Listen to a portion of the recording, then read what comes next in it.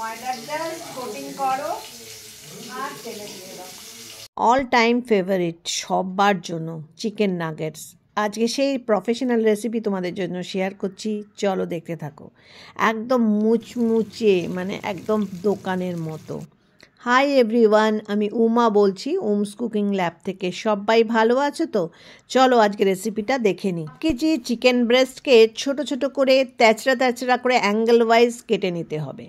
তারপর নুন মাখিয়ে নিয়েছি পরিমাণ মতো। তারপরে দিলাম দুধ।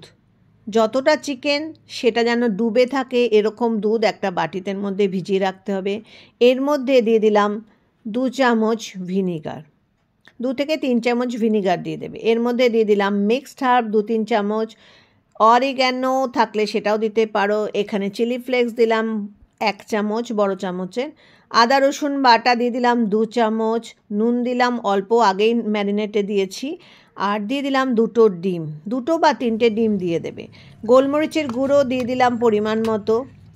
আর এগুলো সব দিয়ে চিকেনটাকে ম্যারিনেট করে যত বেশি সময় ধরে রেখে দেবে তত কিন্তু চিকেন নাগেটসগুলো টেস্টি হবে। এইভাবে ঢাকা দিয়ে ফ্রিজে রেখে দাও। এবার ড্রাই ইনগ্রেডিয়েন্টসগুলো চলো বলে দিই।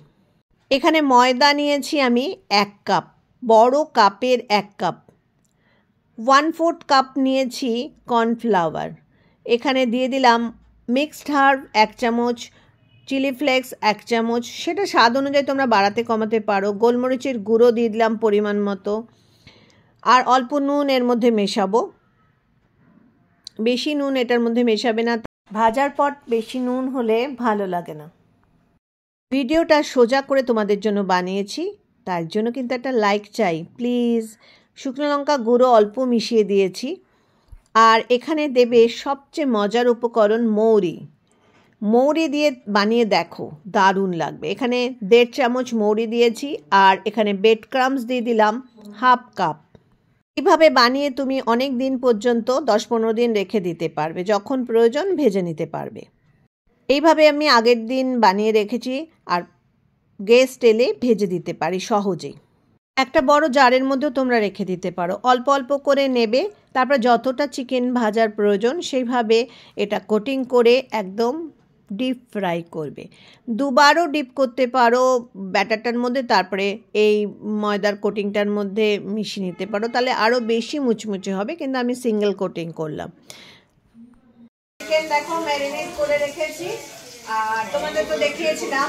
আর দেখো ময়দার কোটিং যেটা বানিয়ে রেখেছিলাম সেগুলোতে জাস্ট একটু রোল করবো, ব্যাস, আর কিছু না।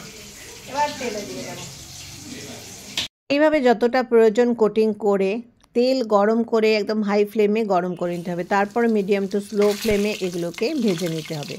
প্রথমে হাই ফ্লেমে দিলে কি হয় বলো তো, চিকেনটা সফট হবে। যদি খুব হালকা একদম স্লো ফ্লেমে অল্প গরম থাকে না, তাহলে কিন্তু চিকেনগুলো একটু স্টিকি হয়ে যায়। সেই জন্য হাই ফ্লেমে দেবে, দেওয়ার সাথে সাথেই এটাকে স্লো করে দেবে, তাহলে চিকেনগুলো একদম নরম সফট হয়। এটা কিন্তু একটা টিপস চিকেন ভাজার।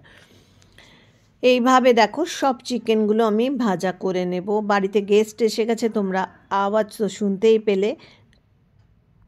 এইভাবে সহজেই কম খরচে চিকেন নাগেটস বাড়িতেই বানিয়ে দাও হেলদি উপায়। কেমন লাগলো রেসিপিটা? লাইক করে দিও।